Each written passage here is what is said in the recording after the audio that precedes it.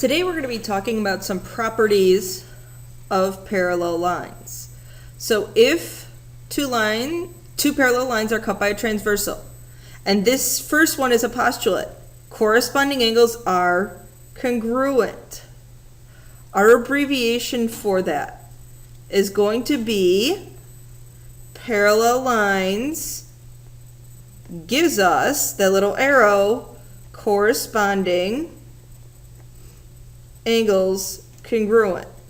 So corresponding angles are congruent, and you should have discovered that during section 3.1. Alternate interior angles are congruent. This is a theorem that we're going to prove. So parallel lines give us alternate interior angles congruent. So parallel lines give us this. Same side interior, same side interior are supplementary. So parallel lines give us same side interior supplementary. So when we do proofs, these are the three abbreviations you're going to use if you're using the idea that parallel lines gives us things congruent or special angles supplementary. Okay. If a transversal is perpendicular to one of two parallel lines, then it's perpendicular to the other. This is a theorem that we're actually going to prove. So remember, when we have a given and a proof, when we have an if-then statement, and we need to figure out the given and the proof, the given comes from the if part. So a transversal is perpendicular to one of two parallel lines. So N is perpendicular to L. It's perpendicular to one of two parallel lines. That tells me also that M is parallel to L. The notation for parallel lines is a little arrow. So that tells me those are parallel, and we have our little corner there, so that tells me that we're perpendicular. I'm trying to prove that it's perpendicular to the other line. So that means N is perpendicular to L. I need to prove that our transversal, which is N, is perpendicular to M. Think about how we prove perpendicular. How we prove something's perpendicular is we show that they're right angles. So let's put some angle numbers in there. If I don't give you angle numbers, you can always put those in. First, we always start out with the given. M is parallel to L. At the same time, N is perpendicular to L. And that's given. Second step. What do we know about because M and L are parallel, what's the relationship between angle 1 and 2? Well, those are corresponding angles. Well, first I need to say angle 2 is equal to 90 degrees.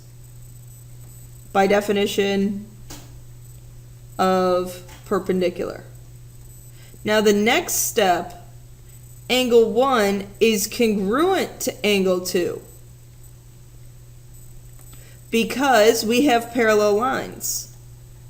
Parallel lines gives us what special angle pair? I just talked about it, corresponding. Angles congruent. Now if 1 is equal to 2, angle 1 is also 90 degrees.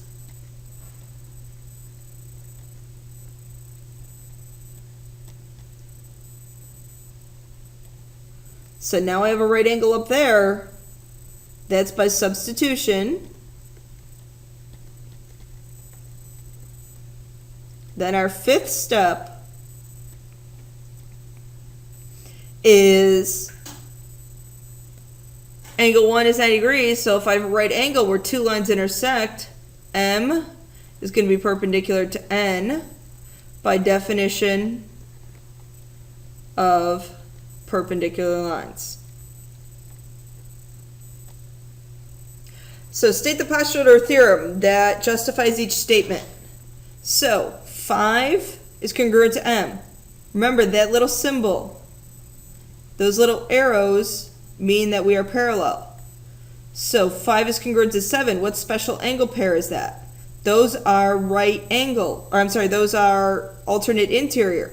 So parallel lines gives us alternate interior congruent. 6 and 7 are supplementary. Well, again, because those are parallel lines, 6 and 7 are supplementary because parallel lines gives us same side interior supplementary. 8 is congruent to 4. 8 is congruent to 4 because what special angle pair are those? Those are corresponding. So parallel lines gives us corresponding angles congruent. 6 and 4. What special angle pair are those? Vertical angles. So make sure you're remembering past theorems that we've already talked about. Okay, next page. Find values of x, y, and z. Remember again, those arrows mean I have parallel lines. So 68 and 8y plus 4. What special angle pair are those? Those are corresponding. Corresponding angles are congruent. So 68 equals 8y plus 4. 64 equals 8y. Y is going to be equal to 8.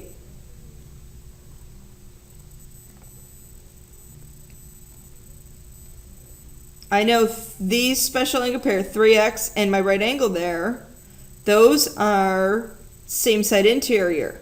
So 3x plus 90 is going to equal 180. Or 3x is going to equal 90. So therefore x is going to be 30.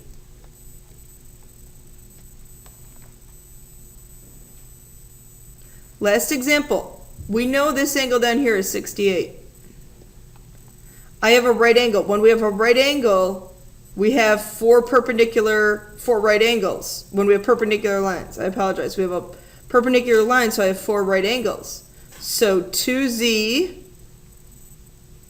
plus 68, corresponding angles, those are going to be equal, is equal to 90.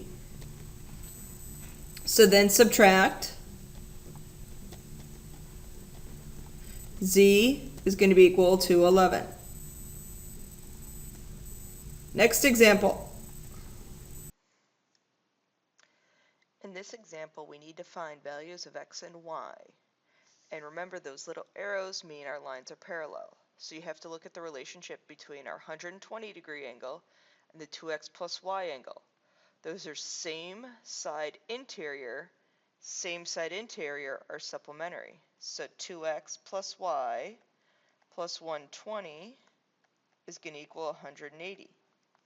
Now if I solve 2x plus y is equal to, if I subtract the 120 over, I get 60.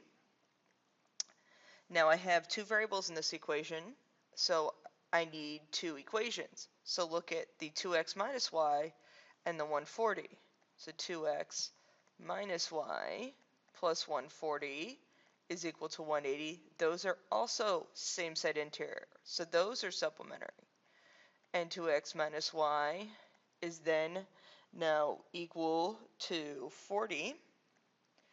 Now you have two equations. Okay, solve your system of equations.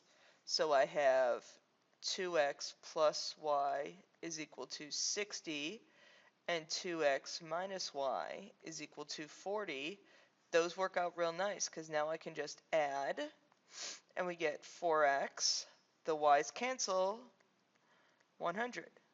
So therefore x is equal to 25. Now pick one of these two equations to solve back into. I actually think this one down here is going to be our easiest because y is already positive. So if I plug in 25, 2 times 25, that's 50. Now y, therefore, then, is equal to 10. So I have a value for y, and we have a value for x. Next, we're given K is parallel to L. So these are parallel lines. I need to prove that 2 is congruent to 7. So we're actually proving kind of a theorem here about alternate exterior angles. First step, K is parallel to L, because we are given that. Second step, I know that angle 5 is congruent to angle 4 because parallel lines gives us alternate interior angles congruent. I need to get 2 congruent to 7. What's the relationship between 4 and 7? Well, they're vertical angles, so they are congruent. 2 and 5 are congruent because vertical angles are congruent. Step 4, by transitive, because 2 is equal to 5, so I can substitute 2 in. 4 is equal to 7, I can substitute in 7. Those two angles are congruent by transitive or substitution. There are your lesson questions. So state the postulate or theorem and try and write it out in words. So please write out your theorem in words that justifies each one of these statements.